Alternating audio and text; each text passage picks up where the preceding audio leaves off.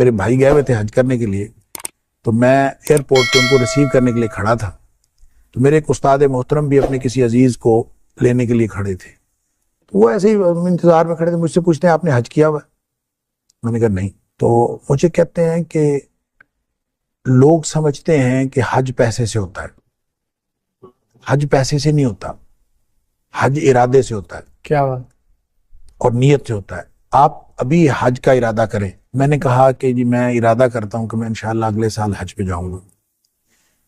تو مجھے کہتے ہیں کہ اگلے سال نہیں، اسی سال۔ کیا بات ہے؟ تو میں نے کہا اسی سال کا تو ہو گیا ہے شیخ، اگلے سال ہی آئے گا حج اس کے لیے۔ تو یوں میں نے ارادہ کر لیا۔ انہوں نے مجھے کہا کہ آپ ایسے کریں کہ آپ کے پاس چاہے 10 روپے ہیں چاہے 20 روپے ہیں، آپ اس کو اکٹھا کرنا شروع کریں اور باقی وسائل اللہ تعالیٰ خود مہیا کر دے گا۔ اور ایسے ہی ہوا۔ میں اس کے بعد ان کے کہنے کے مطابق میں نے جوڑ جمع شروع کیا، اللہ تعالیٰ نے وسائل دے دیے۔ ارادہ کر کے اپنے کوشش شروع کر دے، باقی معاملات اللہ کے پاس۔ دوسرا یہ جو کیفیت کی بات آپ کر رہے تھے، میرا خیال ہے کہ یہ ہر ایک کی کیفیت جو ہے وہ الگ ہے، اور اس کو بیان نہیں کیا جا سکتا علمی طور پر اور روحانی طور پر۔ میں چونکہ ایک انتہائی بہت ہی ادنا اور پہلے قدم کا طالب علم ہوں، مجھے علم نہیں ہے کہ یہ باتیں لوگوں سے شیئر کرنی چاہیے کہ نہیں، لہٰذا میری جو کیفیت وہاں ہوئی، میں کسی ایک آدھ دفعہ کسی جگہ شیئر کر چکا ہوں، کر بیٹھا ہوں یوں کہہ لیں، اور اس کے بعد میں نے طے کیا تھا کہ میں نے آئندہ یہ شیئر نہیں کرنا۔ تو اس میں ایک پہلو بہرحال ایسا ہے جو لوگوں کے لیے اس کے اندر ترغیب کی بات ہو سکتی ہے، اس لیے میں اس کو ضرور اس میں شامل کرنا چاہوں گا۔ وہ میرا تجربہ اس طرح سے ہوا کہ ہم لوگ حج پہ گئے اور حج کیا، پہلی دفعہ میں گیا تھا، تو ہم تقریباً 30 دن جو ہے، وہ 40 دن کا پیکیج ہوتا ہے، تو 30 دن ہم مکہ مکرمہ میں ہی رہے۔ تو ویسے تو حج کے اندر پیکیج یہ شامل تھا کہ وہ حج سے پہلے مدینہ منورہ جانا تھا اور واپس آنا تھا، لیکن ان کی کوئی ایڈجسٹمنٹ میں کوئی مسئلہ ہو گیا، تو جس کی وجہ سے ہم حج کے بعد ہم مدینہ منورہ گئے، تو سب لوگ یہی کہہ رہے تھے کہ ساری مشقت ادھر ہی ہوتی ہے مکہ مکرمہ میں، اب وہاں تو جا کے آرام کرنا ہے اور کچھ نہیں ہے، کوئی مسئلہ نہیں۔ تو میں نے کہا کہ ٹھیک ہے، اگر یعنی یہ کیفیت تھی، لیکن جب تو پہلا دن تھا، میں مسجد نبوی میں بیٹھا ہوا، میں یہ سوچ رہا تھا کہ نبی کریم صلی اللہ علیہ وسلم کے شہر میں آئے ہیں، تحفہ کوئی ہدیہ نبی کریم صلی اللہ علیہ وسلم کو پیش کرنا چاہیے، تو کیا میں تو کچھ بھی نہیں لے کے آیا۔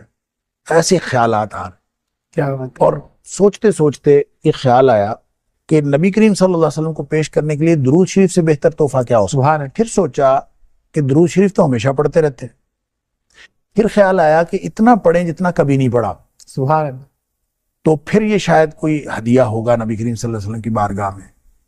تو پھر ایک فگر مقرر ہوا خود ہی ذہن میں نا کہ اتنا مجھے روزانہ پڑھنا چاہیے، بس وہ فگر میں زیادہ بڑا مقرر کر بیٹھا، تو وہ پھر مجھے اتنی مشکل ہوئی اس کو پورا کرنے کے لیے کہ میں سمجھ لیں دن رات صرف درود شریف پڑھتا رہتا۔ سبحان اللہ۔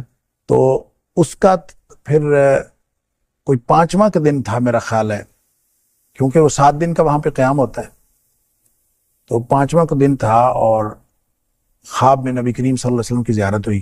سبحان اللہ، سبحان اللہ۔ اور اس کی تفصیلات الگ ہیں، لیکن اس میں جو بتانے والی بات ہے وہ یہ کہ نبی کریم صلی اللہ علیہ وسلم نے فرمایا کہ تمہاری دعوت قبول ہے۔ اور یہ اس خواب کی جو سرشاری تھی وہ اس قدر زیادہ تھی کہ میں کبھی 5واں دن تھا تو 2-3 دن اور تھے، تو میں انتظار کرتا رہا کہ مجھے نا دوبارہ پھر کوئی ایسی کیفیت ہو، لیکن پھر کبھی نہیں ہوئی۔ اس کے بعد بھی سفر ہوئے لیکن کبھی یہ کیفیت نہیں ہوئی، بس وہ پہلی دفعہ ہی ہوئی۔ تو اس میں جو آپ نے کہا کہ حج سے پہلے کی کیفیت اور بعد کی، تو اس میں جو فرق ہوا، اس خواب کی جو کیفیت تھی اس میں گروپس نبی کریم صلی اللہ علیہ وسلم کے سامنے پیش کیے جا رہے تھے، تو گروپ کی شکل میں نبی کریم صلی اللہ علیہ وسلم بتاتے تھے کہ ان کی دعوت قبول ہے، ان کی دعوت قبول نہیں ہے، یعنی اس طرح سے وہاں فیصلے ہو رہے تھے۔ کچھ بہت ہی حیرت انگیز چیزیں بھی میں نے دیکھی۔ میرے ایک دوست جو اب اس دنیا میں نہیں رہے، ان کے بارے میں نبی کریم صلی اللہ، وہ اپنا سامان اٹھائے ہوئے پیچھے پیچھے جا رہے ہیں۔ میں نے کہا اس بندے کو پتہ نہیں کیا ہے، میں اس کے پیچھے پیچھے گیا ہوں کہ اس کو مسئلہ کیا ہے، تو وہ پیچھے جا کے بیٹھ گیا۔ میں نے اس کے جا کے پوچھا، میں نے کہا آپ کو کیا ہوا؟ کہتا میری دعوت قبول نہیں ہوئی۔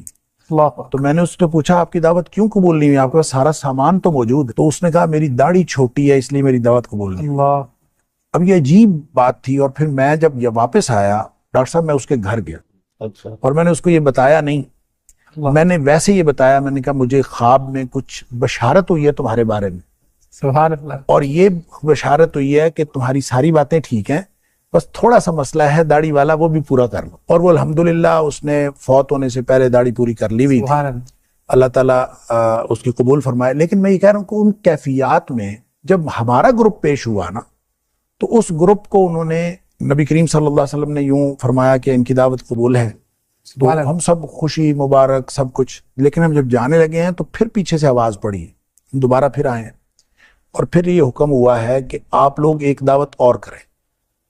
اللہ. اچھا، یہ جو تھی اس پورے گروپ کے اندر بہت خوشی کی لہر دوڑ گئی کہ یہ کوئی خاص ہمیں حکم ہوا ہے. کہ دوسری، میں نے اس کو یہ سمجھا کہ ہم جو دین کا کام کر رہے ہیں وہ بہت تھوڑا ہے، ہمیں اس کو کم از کم دگنا کرو. جو حج سے پہلے کی کیفیت ہے اور حج کے بعد کی کیفیت میں سمجھتا ہوں وہ یہ ہے کہ میں نے اپنی ذمہ داری یہ سمجھی کہ نبی کریم صلی اللہ علیہ وسلم ہم سے جو تقاضا کرتے ہیں وہ اس سے کہیں زیادہ ہے، ہمیں اور زیادہ کام کرنا چاہیے. بڑا مشہور معاملہ ہے نا مستجاب الدعوات ہونے کا، اس حوالے سے آپ کا کوئی تجربہ؟ مستجاب الدعوات تھے، بالکل میرا تجربہ ہے. اور صوفی عبداللہ صاحب کے حوالے سے بتاتے تھے کہ وہ چونکہ بڑے مستجاب الدعوات تھے، تو ان کے بارے میں بھی میں نے پوچھا ان کی دعاؤں کا کیا طریقہ کیا ہوتا تھا.